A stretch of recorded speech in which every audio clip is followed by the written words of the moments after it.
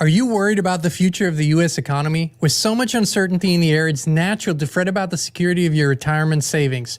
But there's one asset that stands the test of time: gold. For centuries, gold has been a hedge against market volatility and economic instability. With a gold IRA from Noble Gold Investments, you can harness the power of precious metals to help protect your financial future. By rolling over your existing IRA or 401k into a self-directed gold IRA, you can enjoy the potential for long-term growth and stability. Setting up your gold IRA has never been easier with Noble Gold Investments' streamlined process and expert guidance. This election year, vote for the timeless safety of gold and silver in 2024. Noble Gold Investments will give you up to 10 1-ounce silver Trump coins or a 10-ounce silver American flag bar if you open a qualified account. Go to noblegoldinvestments.com now. That's noblegoldinvestments.com.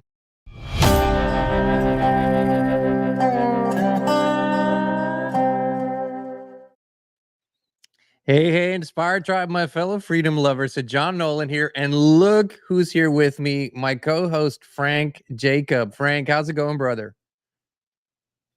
You got to unmute yourself. How you doing, brother? I'm doing fine, and that's your fault for having me mute the damn thing before we started the show. Well, I just wanted to make sure you weren't making some cat noises in the background while we were doing the intro. Welcome to the Naked Truth. We're doing it live this time. I kind of like that, Frank. No rehearsing, no nothing. Although we never do that. We just always go. How you been, brother? I know you've been keeping busy. What have you been up to? I've been very busy. I mean, after the completion of the last webinar, I started to go out. I had to kind of go out and take care of a few live engagements. So I was doing live speaking, did some presentations. And then in the last couple of weeks, I've been doing a workshop tour in southern Germany. And that's been going great. It's just another level of intensity altogether. You're like 6 hours in the face, right? And just like, with people and engaging and feeling the energies. And I complete that this coming weekend. I still have a couple more workshop tour dates. And then I'm preparing for the next upcoming cool, exciting event that maybe people don't know I will be at, but it's going to be at the Arlington Institute. So I'm back. They've asked me back. Can you believe that? They asked me back for a second time. Man, they don't know what they're doing. They don't know what they're doing. They're gonna have their minds blown. yeah. I'm just wondering if they're gonna ask me for a third time after this one. Well, but are you gonna be physically present in the U.S.? So I will be physically there on a stage, on November 16th. Can you believe it? Right after the infamous, do or die show in America, right? After the presidential reality show, yeah. I mean, that's coming to an end. Reality do or die, yeah. That's coming to an end on November 5th. I think I know the outcome, but that's for another day. And Frank, I know there are things you cannot share, but there are things that you will be able to share on stage in America. Because the system is different, and you can actually say things out loud that you currently can't say in Germany. So I'd leave it at that. We have a lot of ground to cover. We're going to go into weather, pole shift, and all of that. But there's one subject, Frank, that we've been sort of dancing around, and I think we should continue to dance. I love our dance. You posted an article on your website, and it was a brilliantly written article, first off. Just a joy to read. And some really great info in it. I encourage everyone to go read it. Fundamentally, we disagree on a perspective. And I love that, actually. I think it's a great dance. You were going after the simulation perspective, right? So what's your current standing on that? Kind of giving a little bit of a summary of that article, and we can maybe talk a little bit about it. Oh, wow. I wasn't expecting that. That's pretty cool. Didn't I tell you I was going to surprise you with something? That's what you were up your sleeve, right?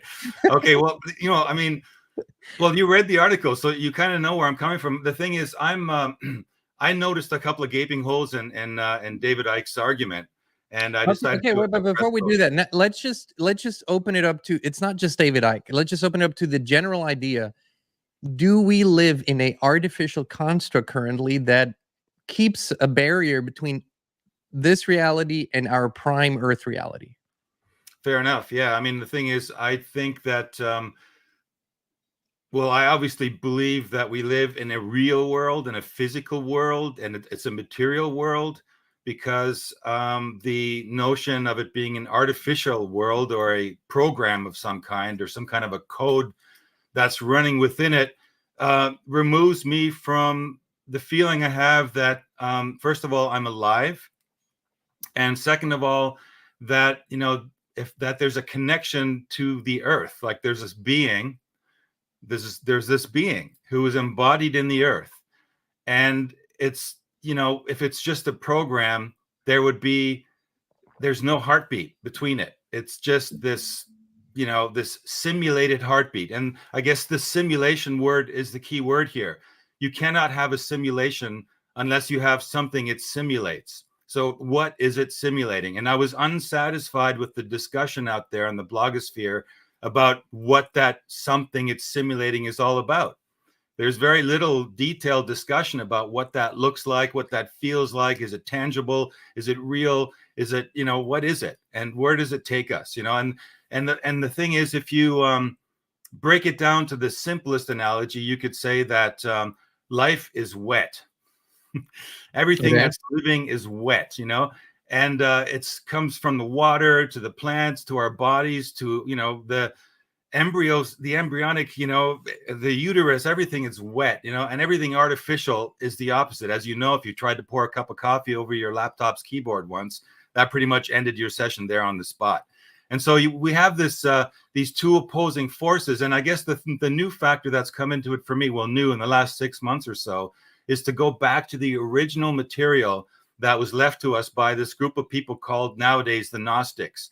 And the Gnostics already addressed artificiality and simulation way back then. Can you believe it? Like 4,000, 5,000, 6,000 years ago, they were aware of the concept of simulation, and they gave it a Coptic word. That Coptic word is called hal. And that means that essentially that there are these, whether you believe this or not, I mean, if you're an atheist and you don't believe in that kind of a creation, then all of this is a moot point anyway, and you'll probably like the simulation theory. But if you're looking at it from the perspective of this group of teachers, mystery school teachers and shamans, they essentially experimented and explored, and for decades, like for generations, mapped out what this simulation world was all about and who was behind it. And that's where this word archon comes in originally. And so we have this archontic force, which is living in an abiological state outside of our biosphere, unable to penetrate into here, and is doing everything it can through creating a form of mind control that is, I guess you could call, the best words for it is behavioral cloning. So if you can't, beat us, the best thing you can do is convince us that we've been beaten. And we're so easily influenced, and we're so quick to give away our power that we fall into this, well, I mean, most people describe them as NPCs nowadays, or the normies, falling into stride, right? Lockstep, as the WEF likes to call it, right? Moving into this, collective, thinking along a certain line, like of inevitability in the case of the WEF towards transhumanism. So I wanted to make a solid distinction, because you're having some great discussions. Well, we need to also discuss the other polarity of it. So we have, a perspective out there that people can sink their teeth into, because it's important, right? Because, you need to know that there is this idea of reality and what it means and how it's defined, and that there is this sort of ancient background. And I think one of the things about the ancientness that appeals to me, and then I'll stop my little rant, is that I've noticed in this, I've been into the conspiratorial ideas for the better part of my life, for decades, really. And I've noticed a lot of the same conspiracies are kind of going in a loop. They're just spinning in a circle. And we're getting to the point now, I'm sure you feel this, John, where the world is reaching, like, there's this exponentiality of expression, where information is getting exchanged so quickly that it's getting to the point where something's got to give, the levee's got to break. And so a lot of these old conspiratorial ideas that are being recycled and continually brought back to the fore, like some, chewed up and regurgitated dog's breakfast, at some point you kind of got to let go of those and go back to source material. And that's what I did. And that's why I'm taking this perspective. And that's why I'm making that stand. Hey, I totally welcome it, and I like it. And I honestly think that by examining your confirmation bias. Every one of us, every now and then, just going, okay, at what point did I allow for simple assumptions to go through as fact, right? And this is I think a very healthy thing to do. You should always check that, and if necessary, remove the parts that you just assume and make sure, can you find something more solid? So I think, actually, I welcome it totally, and I enjoyed your article thoroughly, and I would actually tell everyone, go read it, and question yourself. That's the 40,000 foot view for me, is taking into account what information can we find, and then moving forward with that. I will say this, that what gets in the way, and you're absolutely correct, is these terms that we have recently adopted because of our adaptation of technology and how these terms are introduced to us. And oftentimes they might not necessarily really define it properly. So it's hard to say simulation, construct, artificial reality. I will say that I've recently, very recently, received information in a way and from a source that I would have never expected to come to me like that. Like, unbelievable, actually, quite. But that's, I'm still in the exploration phase, and I can't really, and I don't want to yet, until that is kind of becoming clearer. But what I will say is that, in my perception, I think no one to this day has nailed it yet. Nobody was able to, with language, truly nail what we're experiencing, but we're getting closer because more and more people are actually intuitively tuning in. And so you can then transport images, and images are much clearer than just language. So I think, but what hasn't happened, and what I think is important, to my knowledge, we've never had an open source exploration where we actually go, what is the true nature of this reality? And we open source it. We bring the best data that we can find, we bring the best findings, and we scrutinize them. So far, it's been lone wolves or some intelligence agencies or some secret projects, and we don't know, and we get bits and pieces. So I think it's time for an open source exploration. And well, really, this is what the Telestai were doing, those early Gnostics. They actually were having that open source discussion. But the unfortunate thing is that all of that information was literally, as far as we know, all of it was eradicated, deleted, destroyed, because it stood in direct opposition to the patriarchal Abrahamic religious movement that came along and followed it. And I absolutely agree. And that's how they were able to map it out. And they actually did define it, but they gave it a name, and that name was Sophia, and that was the planetary body, the planetary Earth Mother.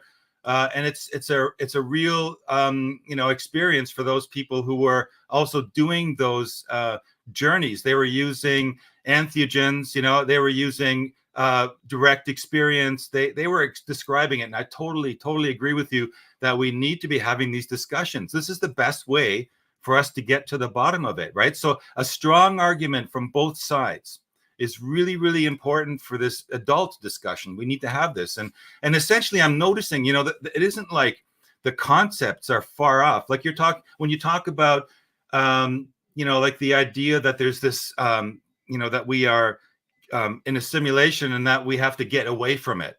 That isn't, any really that much different from breaking the spell of the archontic infection, right? And coming back to reality. That's really, it's the same thing. It's just there are some semantic issues that people could get confused about. And so I think it would be great to find that common ground and kind of navigate where we're really at. Because I think, like, other than I don't know, a lot of people that are having this discussion, like you and I are having this discussion right now, but honestly, there aren't really a lot of people having this discussion, not in the public, not on a forum, not in a big way. And they're in their little private groups, and they're biased, right? And they're only going to keep it with themselves. So absolutely, what we're doing here could be, one of the most vital things that we could be doing at this point in time in the history of planet Earth.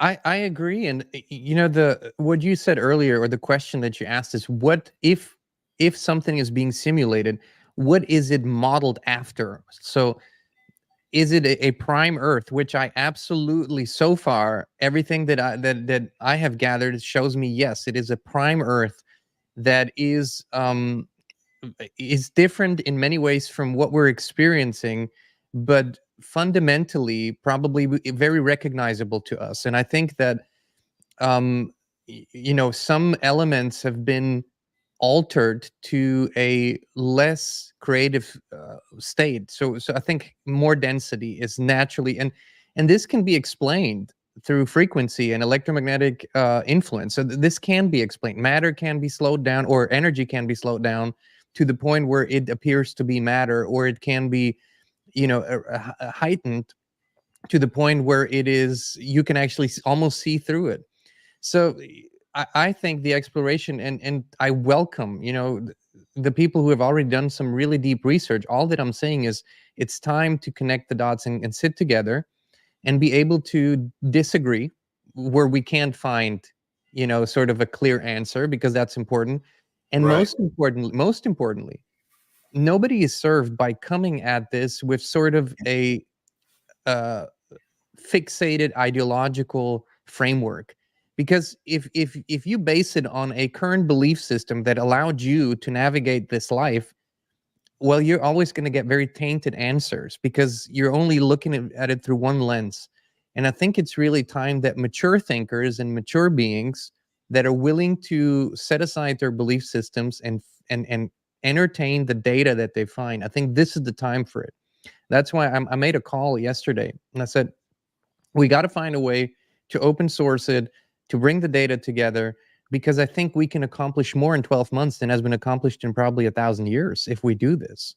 Well, absolutely, and I think we all want to go to that place of cutting through all of the distortion, right? We want to get the disinformation out. I think since day one that we've been talking, we've always made it our theme to kind of present new perspectives, cut through disinformation, expose the vulnerabilities of certain concepts that are out there. So this is exactly what we're going to continue doing then. Perfect. Well, I'm glad we're having this dance, Frank. I love dancing with you in this way, because it is always first respectful, and second of all, we have the same basic intention, which is to return to a sort of best possible way of being, or in sync with the original intention of creation and the consciousness from which we were created, harmony, if you will, to move from this chaos that we're in right now, collectively speaking, into a state of harmony where there are no wars, and there's no cabal and dark forces pushing and pulling, and where we are truly free and sovereign, and where we have no need for violence because Right. we're co-creative beings. Why would we need to kill each other if we're co-creative beings that can create whatever we want?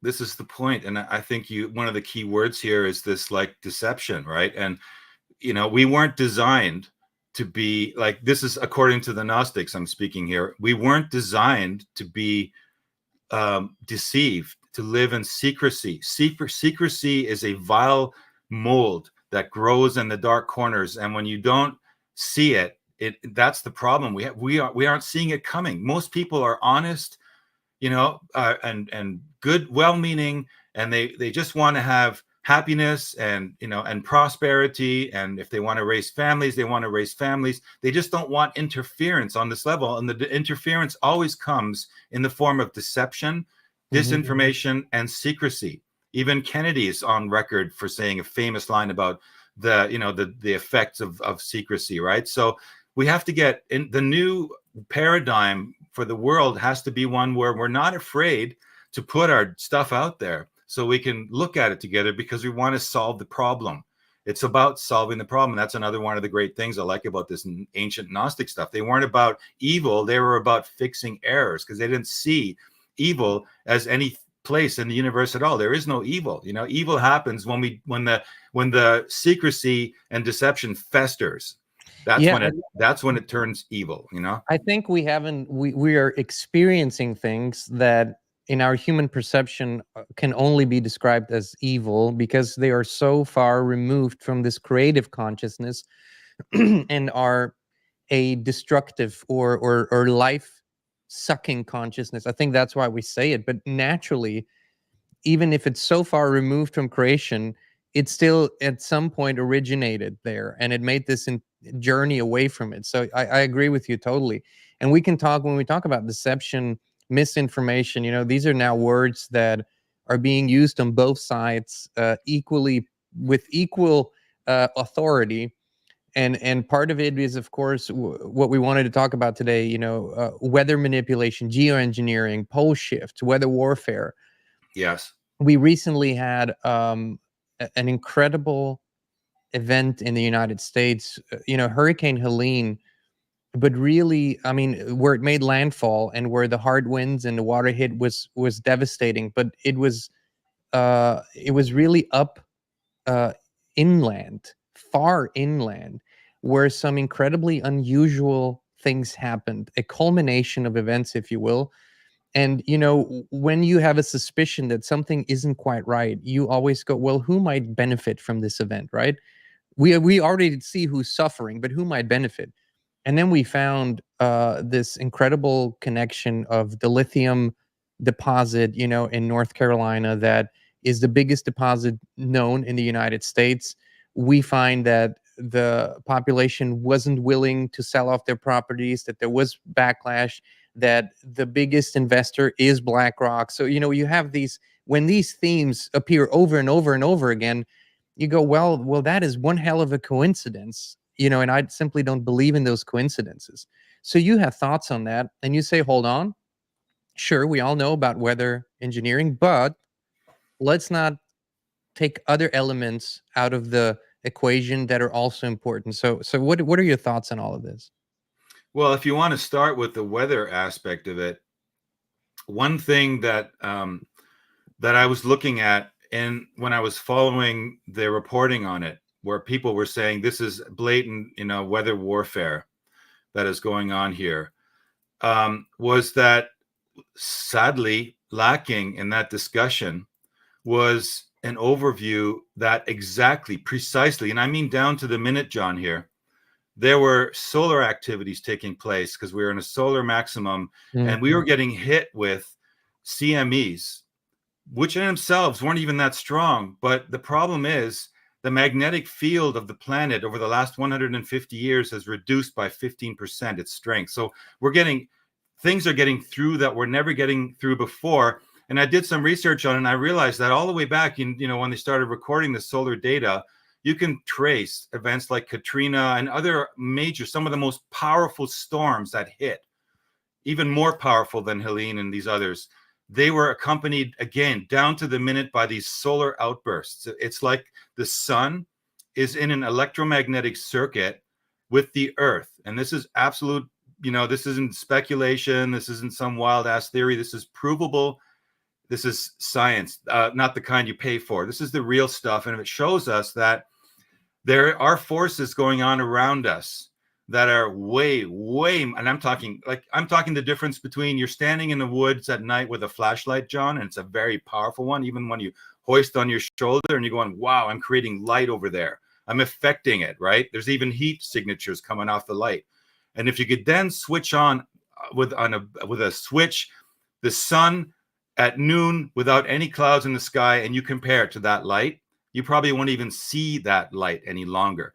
That's the kind of difference between the force of nature and this dance that's going on between the sun and the earth and man-made attempts at weather control. And I had to laugh because, and it wasn't funny for those people who suffered the damage, by no means, right? But I remember in the 80s when I started talking about weather manipulation in the 90s, people thought I was absolutely loopy. Right. Well, and back then it was really most cool. people still think that, by the way, Frank. Well, yeah, the thing I'm finding though is, talking about it back then was out there, right? But for me, I've already left that, right? Because I know that there's experimenting going on, and it's been going on, and they're trying to do things. But I also know that man-made attempts at experimentations can't even come nothing close to what nature launches on us. The only thing, I think, the best guess you could probably say what happens is that somehow those people who are monitoring those with the tools, they know in advance. In the case of the sun, they know a day in advance when it's going to hit. And they try, and as we know from the April eclipse, where everyone was saying, emergency preparedness and all this wonky stuff with respect to just an eclipse, right? Well, why? Because people thought that something was going to go down. And then they saw that they launched missiles into the stratosphere, and that CERN was launched at the same time, coincidentally, as the eclipse happened. What's taking place here is that humans are trying to use the force of nature to try and A, learn from it, and B, try to manipulate that force so that they can gain some advantage out of it. Now, one of those advantages, of course, of blaming a storm Helene and going completely nosedive for the narrative of this is a horrible hurricane of a strength we've never seen before. Who does that benefit, right? And it's like the same old question, follow the money. What are they trying to pitch us right now? They're trying to pitch us that man is affecting the climate and that we are climate sinners. And these examples of what's happening, like Helene, it serves them well to dramatize them to the point where they are like absolutely used. You just mentioned it. They're using the disinformation and saying, we're saying disinformation. But the fact of the matter is, there are the facts then. And the facts don't speak to the drama, the narrative that was put out there that we all then use to, for that other side, you will then use it to say, well, see, that's a perfect example of climate change. Man-made climate change is happening, right? And the other side will use it to enforce the idea that there's this all-powerful elite group that has absolute control of the weather, and we are little slaves, and we can do nothing. We can just be there as a reactive force to that event that we have no influence over. Those are kind of like the thoughts that were going through my head. So give me your 2 cents on it. Well, in your observation, I think you're absolutely correct. And this is sensationalism, and you have to sort of, some people say you should take things with a grain of salt. I say take it with a shaker of salt, because there are, like you say, this entire sphere. Well, that was some mind control program. Did you see me? I had a frog in my throat, and Frank took it as a sign to take a sip of water. If that isn't how we're programmed. This entire conspiratorial sphere used to be a group of fringe people, very few compared to now, very, very few. And they were, we were sort of nerds and geeks in certain areas. We got together and we entertained things, and it was in a world that didn't pay attention. It was just a small group and the rest didn't pay attention. Now you have millions of eyeballs looking for that, and you have complete amateurs, sorry to be so blunt, that are simply flashing things out, have no background knowledge, and are just in it for a quick, either a quick buck or a quick fame, whatever it is. Yeah. So that's that. But there is a much more nuanced perspective that I think we should take here, that I don't think that there's an all-powerful force within our realm, human realm here, that has the ability to steer weather completely and at all times. I actually think that it's quite amateurish, but they're using it and they're doing it, and they don't care whether they create much more devastation than they initially wanted to, or whether it affects people negatively. They don't care about that. They do have various motives for this, and they vary. But I'll say this again: if the entire economy and the planned economy and the Great Reset economy is pushing in a certain direction, which we all know now requires a shit ton of lithium. We know this, among other things. And you have this massive deposit in one specific place that I was there very close to that place not too long ago. And then you look at the entire story, you go, well, some things simply are too coincidental to be dismissed. So you have to at least say, if it was not steered, or if it was not specifically created for that, it was sure taken advantage of. They're just they're sure phenomenons we haven't seen yet, right? They're phenomenons with this we haven't seen yet. But I'm also very cautious now at just jumping at the conclusion. I actually hate that we go, this is exactly what happened 20 minutes later. We don't know exactly what happened 20 minutes later. But we also need to say, hey, we got to look at this deeper, look at these connections. So That being said, I do think that it requires maturity and some experience. And I know that a lot of people have woken up or are awakening and have started in the last 4 years. And that is a comparatively short period of time compared to how long others have looked at the world in different ways. And so deception is at every corner. I agree with you. So it's not easy to do that, but it is possible. What else have you been finding, brother? Well, you know, in terms of that, that suddenly you have to, that's another thing you have to, what came to mind when you said that was that when you hear suddenly that weather control and manipulation has actually entered the mainstream, in the case of at least the alternative mainstream.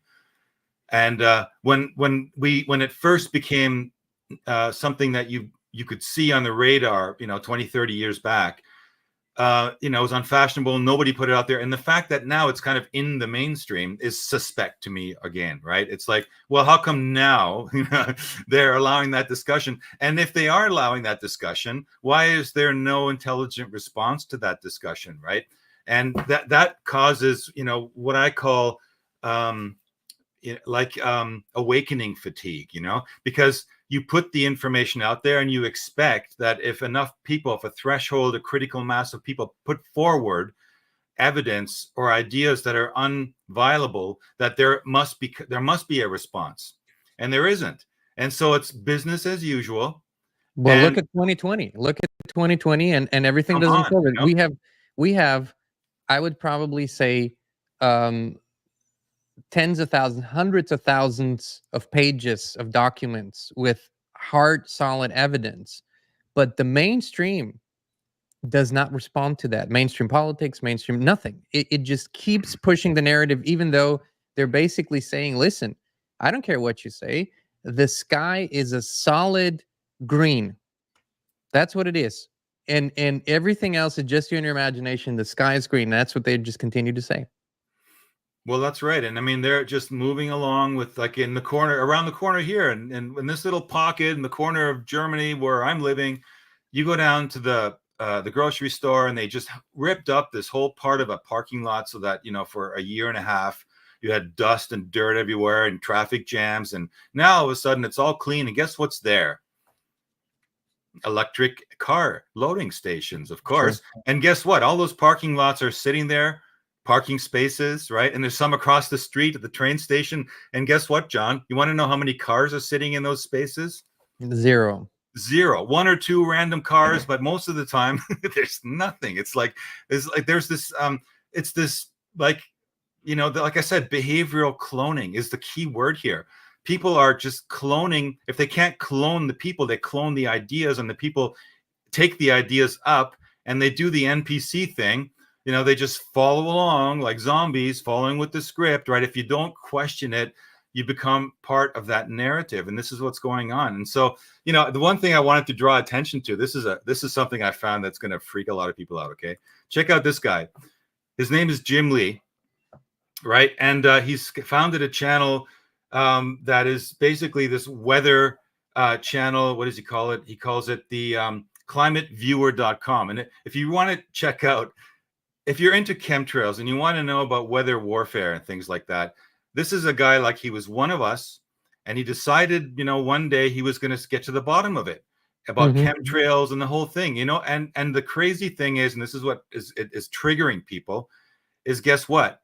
He found out there is no such thing as a chemtrail program, an active one at all. And he lays it all out. I mean, he went and he called the, you know, he looked at the data banks, he looked at the airplane schematics, he talked to the engineers, he's talked to pilots. He's been doing this for years, and there is an explanation for that which we call chemtrails up there. And it's the first time I've heard this, and I'm like, Okay, well, give me the pitch. Give me the short pitch. What is he saying? The short pitch is that around 1997, there was this changing in the fuel regulations. So they changed to a single fuel concept, sort of in this direction. And that single fuel concept means that within the fuels themselves are these metals: aluminum, barium, strontium, titanium. They're all in the fuel. And when you get to a certain level of flying, and what people that are into the chemtrail things, and I'm just as guilty, don't really understand is that there isn't just the sky, okay, up there, and then the stratosphere. There's like layers, and each of those layers have an air density, an electromagnetic charge, and a ability to retain particles. And as obviously the higher you get, the less particles there are. And so it's possible to, using elevation in an airplane, turn your exhaust into what looks for us, by all due indications, as chemtrails, fly a little bit higher, where the electric charge or the air is a different quality, to another level, another layer of the atmosphere, and then boom, they're turned off and back down again. And why do they do that? Well, this is an interesting part of his argument. Not an argument. I mean, it's not even an argument. He's just laying down the facts here, okay? There's something that there's two things going on here for the airlines. On the one hand, they want to save money, because guess what? The higher you fly, the better the fuel efficiency. So it's cheaper, right? So there's an incentive monetarily for them to fly high. However, there's a new thing that's been developing, and it's called carbon credits. And guess how you get carbon credits as an airline? If you fly below a certain level and your exhaust turns into cloud seeding, because to create a cloud, and he gets into the chemistry of all of it, it's indisputable. You get to this level and you create clouds. And guess what? You can, at the end of it costs you more money because it's, less fuel efficiency. But when you land that plane on the destination, you get out and you give the flight log and you say, okay, presto, we've created so and so much cloud cover. We want our carbon credits. Well, okay, I'm on, because I don't know anything about what what you Well, studied. I'm not asking you to just accept my word. I would highly recommend you go check. Yeah. Maybe we should do a show on this guy or bring him on even. That would be hilarious. Right? I'm going to look at it, but what I'm saying is it doesn't, for me, discard the argument, because it's actually a much more efficient idea. If you can actually pull it off, you just change the fuel rather than have the planes modified. Right. So yes. The argument is not that there are no chemtrails. That isn't the argument. The argument is that there is no active program where people go flick the switch on and the stuff comes out of the airplane. But in this case, you wouldn't need it. In this case, you wouldn't need the program. Don't need it. They fixed it in 1997 when they changed into a single fuel concept at NATO. They figured that out. This is easier for me. This is how I would do it. And I don't understand enough about chemistry to know whether the particles stay intact, whether the aluminum, the barium, all this stays intact through the combustion and whatnot. And there's this interesting theory out there, which I haven't really looked into, but it just keeps popping up, that the jet fuel and people saying the math doesn't add up with how much fuel they pump into supposedly a plane, and that much less fuel is used, and that once the plane is in the air, it actually, I don't know exactly, but I've heard this now. And so those are all things to look into. And I'm kind of cautious to go, is this rabbit hole just there to keep me entertained for a while and distracted, or is there some merit to it? What you're saying, yeah, agreed. What you're saying makes perfect sense to me. If this is chemically possible, sure, that's the way to go. That's the easiest way to do it.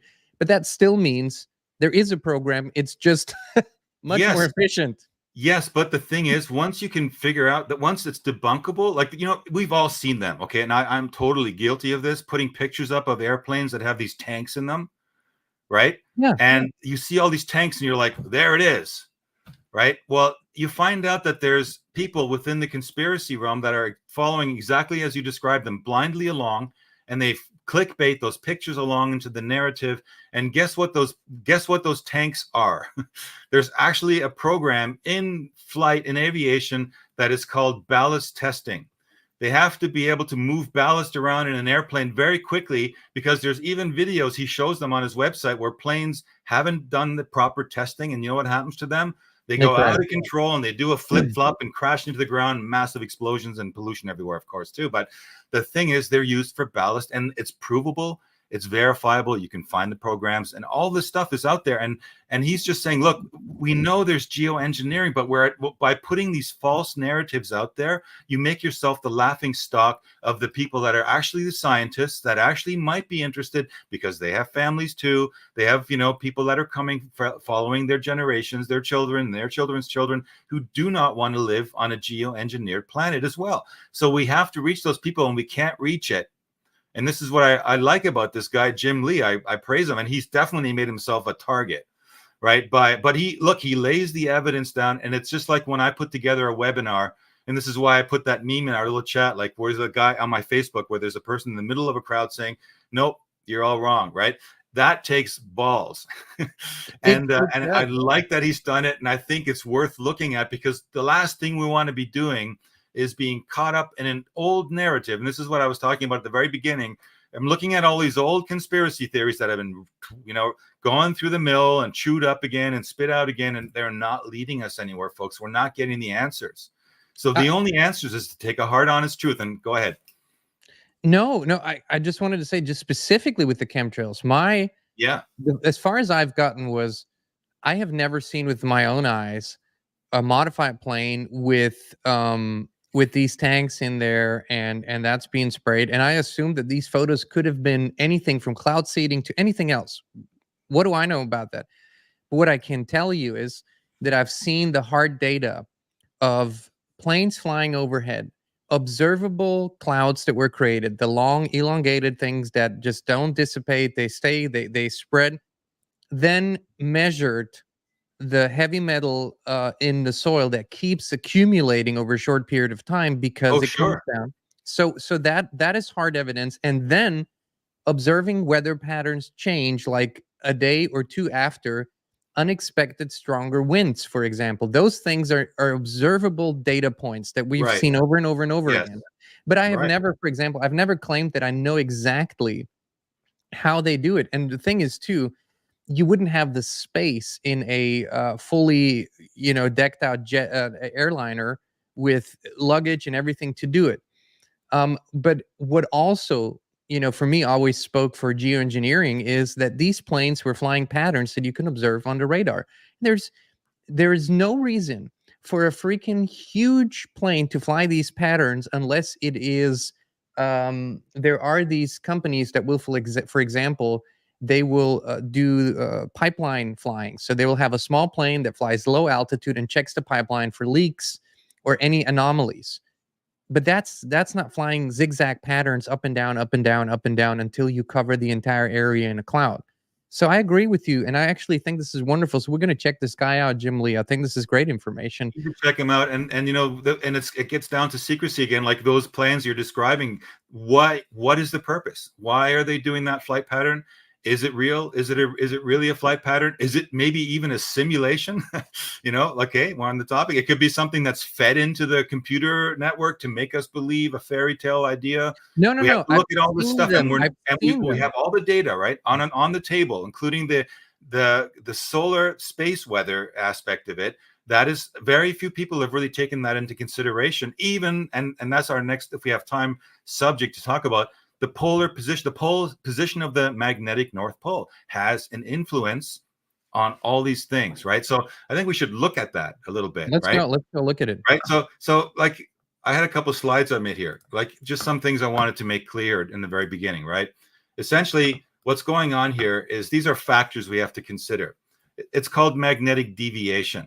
This is the difference in the distance between what's called the true North Pole, the actual North Pole of the physical body, and the magnetic North Pole. And these two are distinct. And there used to be, and they're measured on a regular basis. Well, they have been until they stopped measuring it. And then there was this private, group called Mavstar Observatory. They began to set up their own measuring instruments, and they kept us apprised of where it's moved. But the gist of it is, the magnetic shift has been basically around in 1994 when they measured it. It was changing. It was about 10 kilometers per year, its movement. And as of 2001, it's been increasing to 65 kilometers per year. I mean, that's a lot of speed increase, right? That's a six-fold increase, right? And also there's something called the magnetic field strength. I mentioned it very early on. It's decreased. So all these factors, they all contribute to something which they figured out happens historically, usually every 200,000 to 300,000 years, right? Is a physical flip of the planet into a different position, right? So you end up, and we can look at, this is a diagram that shows us the actual position where we are right now of the pole, right? So, but if I turn on the animation, you see essentially how it's been moving. And that marker that just passed right there, remember in April in 2023, we were talking about it reaching a 40-degree mark. Yeah. Well, that was when that happened. But as you see, it's moved further along. And the latest reading there, of course, shows us that in October, on the 14th, it was moving continually forward to that, what's down at the bottom of the screen, a 45-degree mark, right? So we're talking about essentially a legitimate reading that is done not by the forces, the powers that be, if you want to call them that, where they don't tell us the information. In fact, they stop telling us that information, and these people are registering it, and it's telling us that absolutely the Earth could actually experience a pole flip. And as I mentioned, that number of 200,000 years, well, apparently the last time it happened was, I think, let me see if I get that right. The last time it happened was 780,000 years ago, right? So we're talking about long overdue, anybody?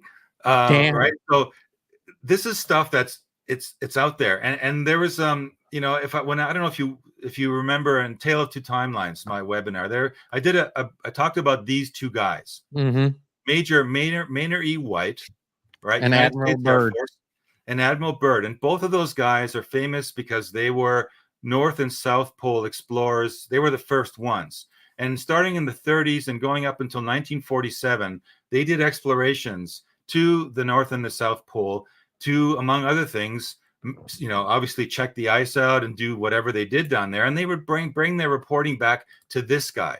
This guy's name is Charles Hapgood. Now, Charles Hapgood was a very famous geophysicist and a scientist, but it turns out he had a half-life as a member of the CIA and OSS. So he was a plant. And they would report to him with the information. And this is some of the actual, documents that are left over from what they found. And as you see, what they found is they found coal beds within 200 miles of the ice in Antarctica, the primal forestation going on there, evidence of freshwater sea beds that were frozen on the spot, frozen trees, prehistoric animals. All this stuff took place that they saw going on in the South Pole. And what they realized when they came back and reported to Hapgood is that the Earth shifts about between 75 and 105 degrees every so often. And this is what the planet, my friends, would look like if that shift did indeed happen, right? So you can imagine that there's good reason to, A, keep that information undercover, under radar, because if they found out that this was going to happen, and they were anticipating in 1947 that it was going to happen within a few decades. Okay, where are we now? We're 80 years later. It's not too far off the mark. When we're talking on scales of 200,000, 700,000 years, that's nothing. That's nothing, right? That's a pin drop. So they know that this something is out there and is coming.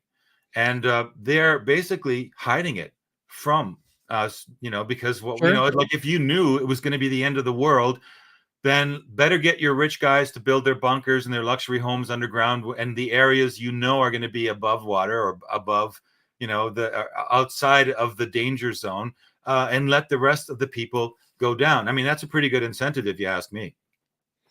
Here's what all of this combined with a lot of other data. I mean, you know how research kind of works. You have an intuitive pull in a direction, or information is sort of, you find it all of a sudden inside of you and you go, where does this come from? What does this mean? Let's explore more. So for the last years, really strongly, I've had this intuitive feeling that there is a short time window, a very short time window for us to accomplish something. And I was wondering, what is that time window? What does it signify? And what are we supposed to accomplish, kind of? And so without using the triggering terms that throw people off, what is happening and what this is sort of absolutely confirming to me is an old paradigm is ending. And we can all see it, we can feel it, it's ending. And there's no doubt about that. A new paradigm will begin.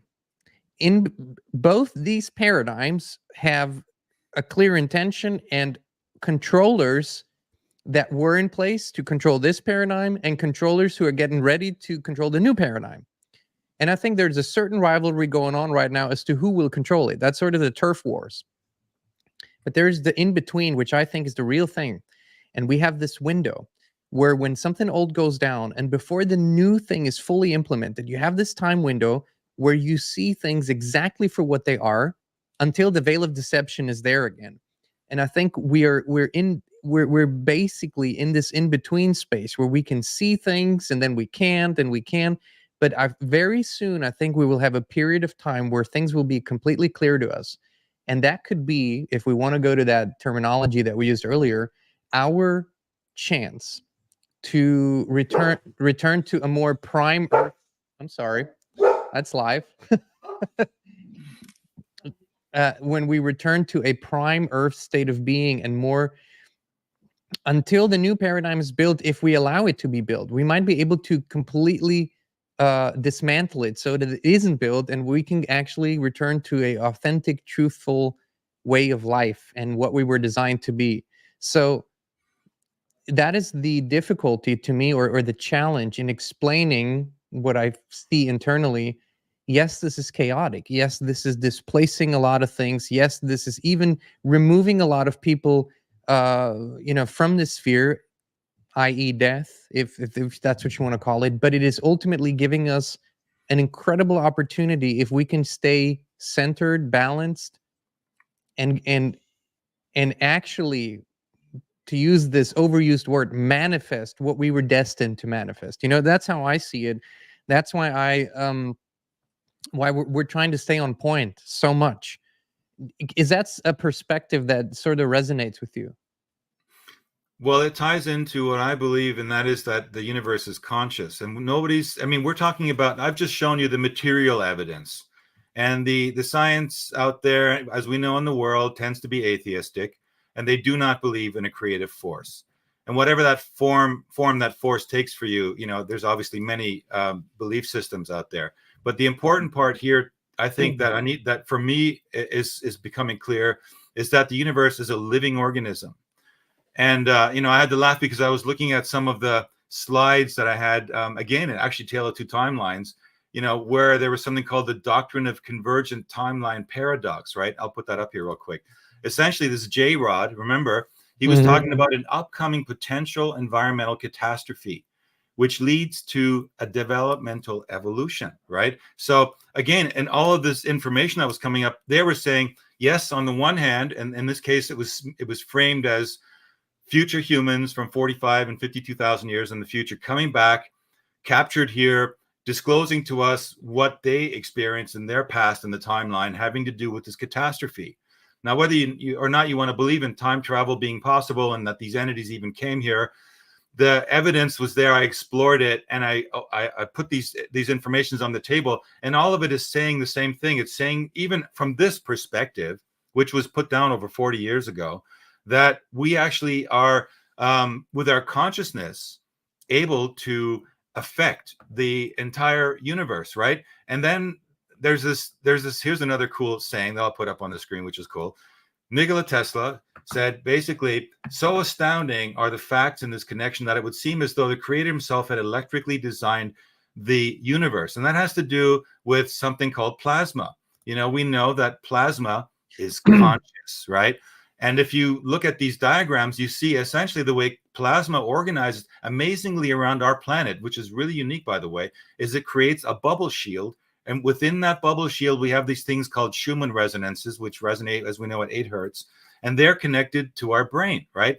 And there's this guy called Birkeland who came up with this, who discovered these things called Birkeland currents, which is what we see the northern lights, right?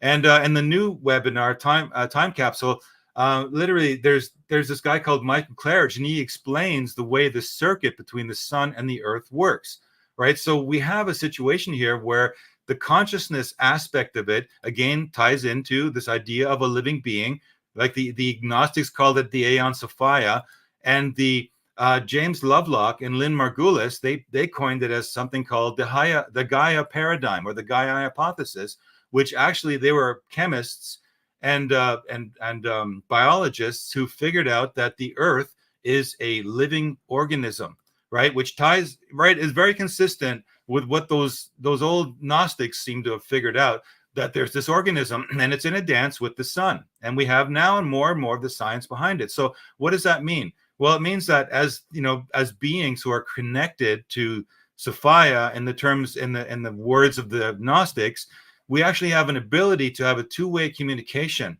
with that being, and by extension out into the cosmos, since we are all made of plasma. You know, this model of the plasma universe, it's cutting edge, but let's face it, they've figured out, those who are developing it, they're not using simulations in their lab, they're actually using data, and they're proving that it's true that the universe is 99.9% plasma, which means that plasma being conscious has to mean, it's not a great extrapolation to go from the lab of a guy called Vadim Chitovich, who proved that plasma has a kind of creepy AI-like sentience in a lab, to the idea that, you know, the Gnostics proposed the center of the galaxy being the home of these godlike aeonic torrents who actually are conscious entities, right? And if we go there and we know that, just think of the way your perspective or your interaction with the whole planet begins to change, right? You realize that you're not this molecules and atoms and dense thing at all, but that you're actually a force of nature that is working through plasma, manifesting a body within the plasmic, you know, bubble of the universe here to express that human experiment. And that's like, that way of looking at it changes the game, wouldn't you say? It does, although I do, in principle, I found very similar things, if not the same things. The conclusion is slightly different for me because I do not think these are our prime bodies.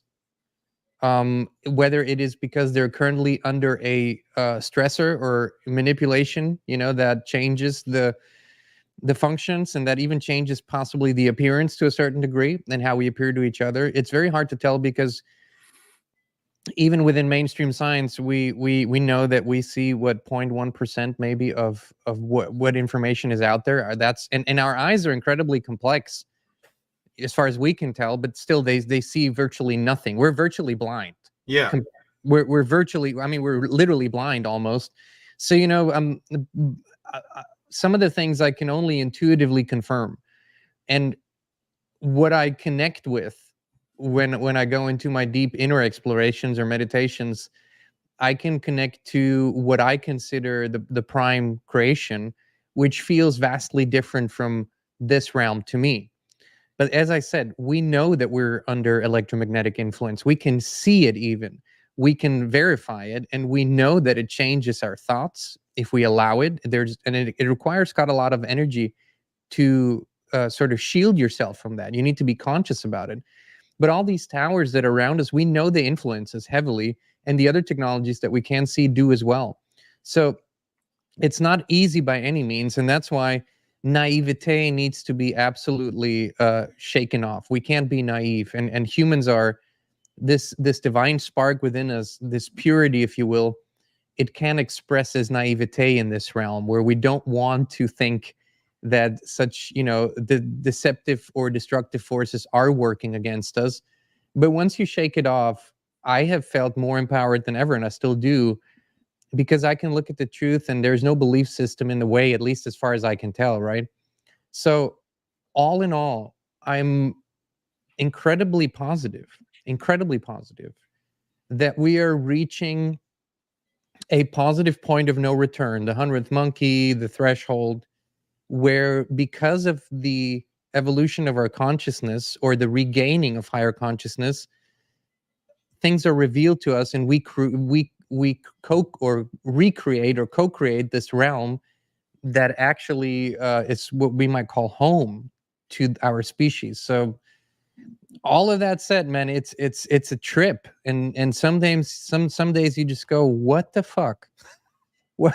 I mean, you know, there are things, I don't know how you feel, but going out in public can be quite a sobering experience these days.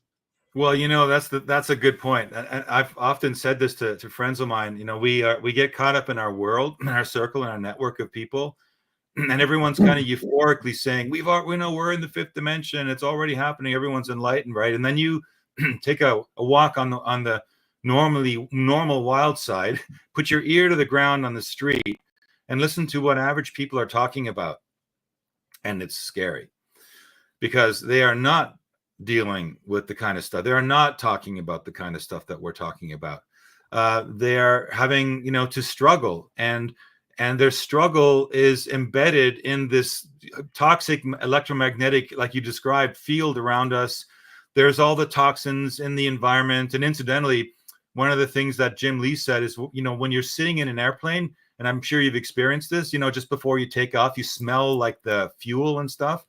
You're inhaling way more barium and all that stuff then and there on that little few minutes than you will for the entire flight, right? So that shows you the kind of toxicity that we're embedded in. Sure, because you're actually you're flying, and that's behind you, literally. Right, right, exactly. So when we, the thing is, my view of it is that those things that's the archontic infection, and that's been developing for thousands of years, and that's gotten to the point where it's keeping us from achieving the what you call the prime earth, right? For me, that prime earth is this living body that we're on, but there's things in the way of us really being able to experience it in its purest form, and those things are these, this evil stuff, if you want to call it, this archontic stuff.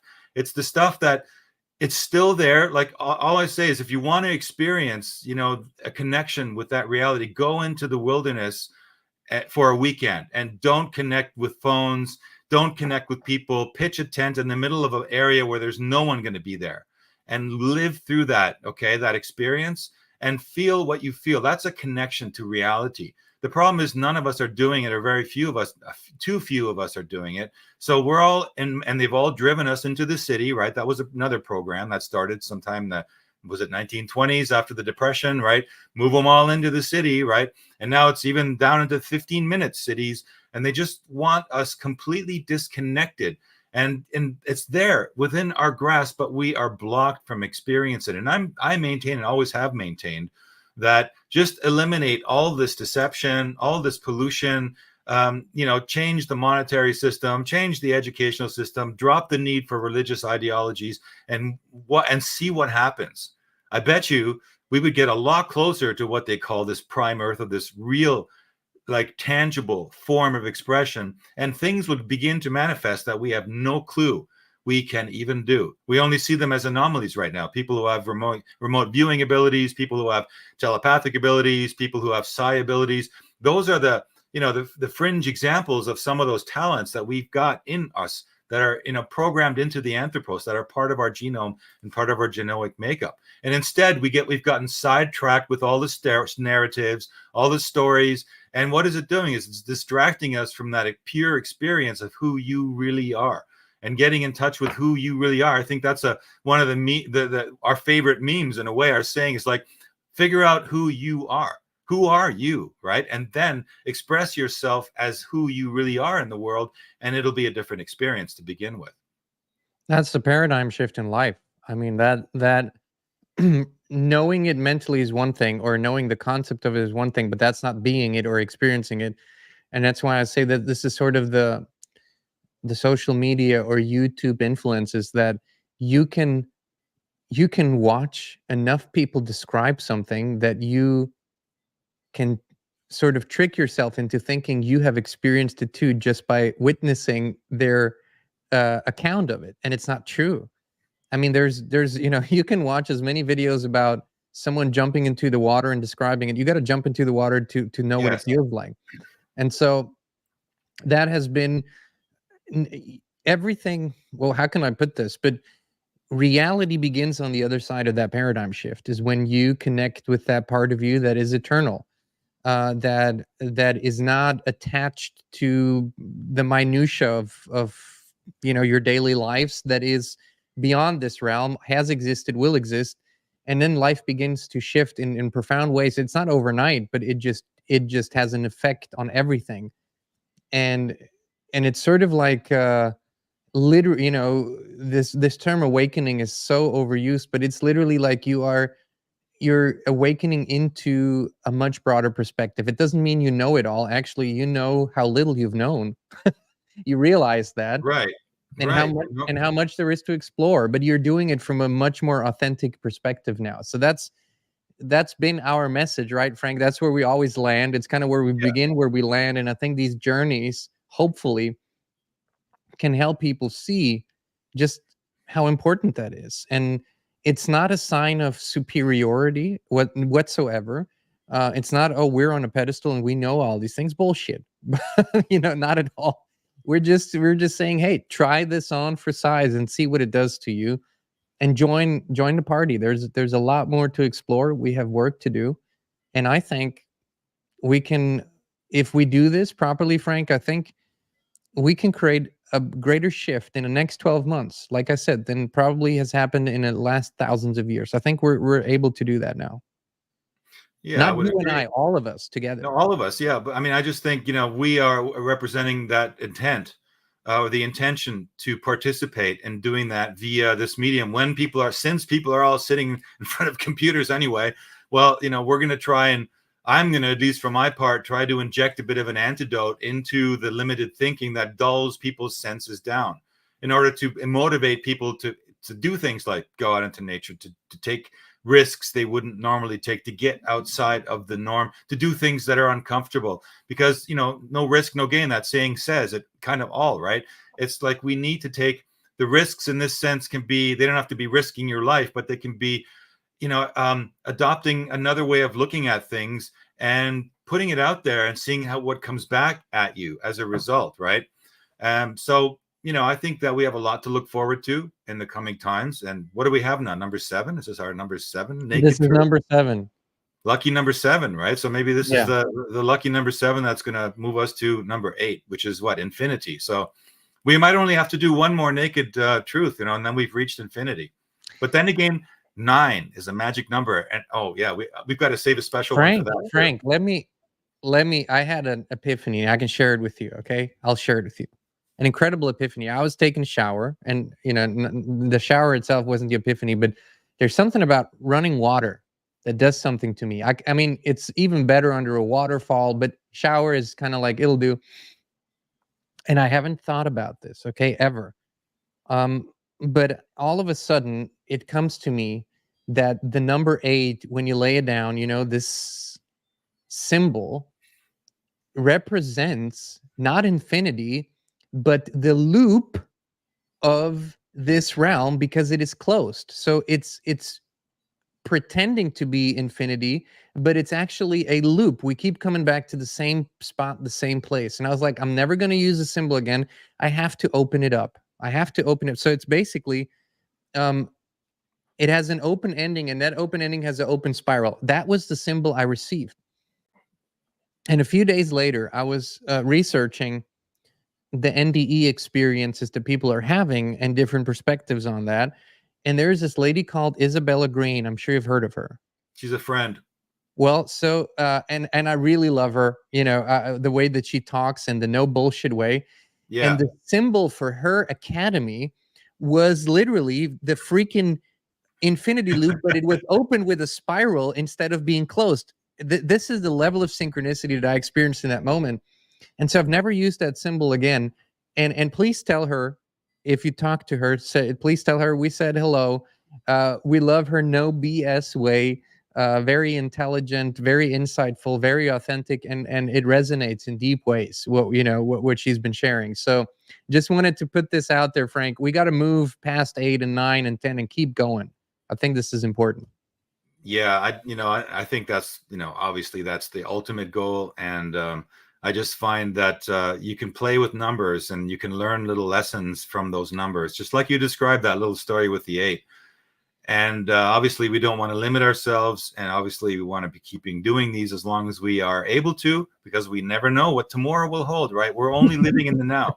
This is the present, and we have the present of the presence, right? So we need to make use of that present, of that reality that we have right now, as long as we can, because since 2020 we can no longer take anything for granted.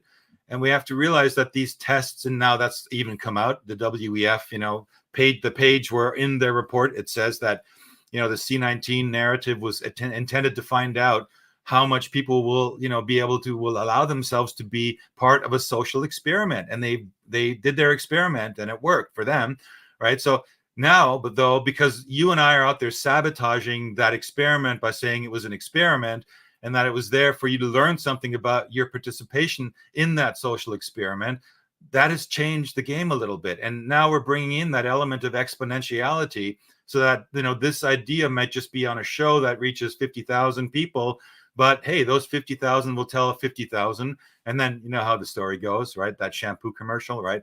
They told two friends, and then they told two friends, right? And everybody had that shampoo all of a sudden, right? So pretty soon everyone will have the shampoo, and they'll know, you know, the truer nature of reality, thanks to us, you know. Well, plus Frank, let me tell you this. I've sat here often, and you know, when you have a YouTube channel, and YouTube is the only platform that provides it in that way, you have this background. It's called analytics. It's this entire interface that shows you almost in real time, you know, as people are, how many people are watching, how many people are liking, how many people are commenting, the demographics, where they're tuning in from, their ages. You know, you know, I've never liked the intrusiveness of it, but that's not the point. The point was I've sat here many times and I watched the numbers go down in real time. So wow, all of a sudden, you know, we had 12,000 people that had watched the video. The next update, 10,100. So 1,900 people just forgot they watched it, or were just, you know, and then people tell us they can't like, they can't comment, they can't share. It's not available to them. So when you say we reach a certain number of people, you can assume that we reach many, many more that you will never see the evidence of. And we have accepted that. It's okay. You know, it's all good as long as we do communicate with people. And the beautiful thing is, Frank, our audience is so incredible. And I can feel the shifts in our audience too. And they're incredibly intelligent. And there's so much positive, beautiful feedback and so much insight coming. And sometimes a comment will fill in a blank for me, or will fill in something that was missing maybe. So we truly are co-creating. And I just want our audience to know that we see it this way. We don't see ourselves as just, oh, we're just talking to you. It's a one-way conversation. We can feel the interaction. We can feel the importance of that. And we are so grateful for that. And Frank, you have this, it's still a new webinar for all intents and purposes, time capsule for the future past. Where can people watch the webinar if they haven't yet? And where can they keep up with you, my friend? Well, the best place to keep up with me, of course, is on either going to frankjacob.com, and there's links at the top of that webpage, which actually don't bother, you know, looking at some of the, it's kind of a pitching website for jobs back when I was in the day. But at the top, there's a nice little menu bar that takes you to all these different websites that are the ones, our film websites. Tanya Maidenford and I have produced some interesting films that are maybe worth your while. And then, of course, there's a launch off point to the master classes. I call them webinars. And of course, the probably quickest way to those is to click down below here in this video somewhere. I think you'll probably put the link. And, you know, we're just, you know, it's a work in progress. As you mentioned, that article I wrote, that's up on CyberHive. And that's all, you know, that's available publicly for anybody. In fact, you can either get it from my Facebook, or maybe we'll throw a link to it down below as well. People can check it out and read that article. And it's just an evolution, all of this stuff. And, you know, we're trying to get the message out, simple as that. And, you know, one thing that came to mind as you were just talking, that we should always remember as far as numbers goes, we have this impression that is given to us in the mainstream and the alternative mainstream, that, you know, the other side, you know, they're doing this and they're gaining this and they're getting further along, and they are. But one thing that is getting far too little coverage is the real dialogue and the real strides that are being achieved by the little solo heroes and warriors all around the world that are taking on the, you know, and pushing back against that freedom inhibiting, you know, life impairing monster out there, and gaining little victories all around the planet. They're not being reported on. There is no channel that is covering all their little victories, but you can be sure that there's far more of that going on than you will ever realize, because the narrative is controlled and the narrative is steered. And what we're doing here is a little teeny slice of trying to correct that. But just know that there's, I'm sure, a lot more out there in the universe of it, in our planet, in our local universe, if you want to put it that way, than we would ever imagine. And, you know, we had something on one of our shows. I showed something called the Hawking scale. That scale talked about the actual effect that you have with your consciousness on others around you in the environment. And it showed some shocking numbers about how much, you know, you're positive, you know, and comfortable and a conscious vibe out there will affect around you, the environment, the people, the community around you, even if it's not a spoken communication. Apparently it is doing that. And so let's just, work with that realization, work with those tools, and go into the world knowing that, we're moving toward this new, some people call it the Aquarian age, right? Whatever you want to call it, the fifth dimension or the next world or whatever, prime Earth. We're moving in that direction. I think it's unstoppable. We might have a few bumps along the path, and it's going to be a world filled with duality. And it's important for us that when we get swung in one of the negative polarities of that duality, we don't abandon the fight because it looks like it's hopeless, because it's going to swing back again. So we just need to know that, and looking at things, looking at the stuff out there is not attracting it into your life.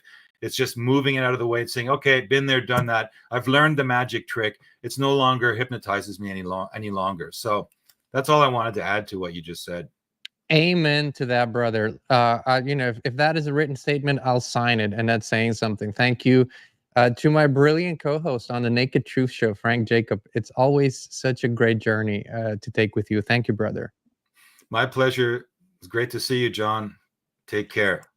Stick around for a moment, Frank. We're gonna play this show out, and for all of you, thank you so much, Inspired Tribe. It's such an honor and a pleasure, and we do never take you for granted. We appreciate you, we love you, and we will be back with you again very, very soon.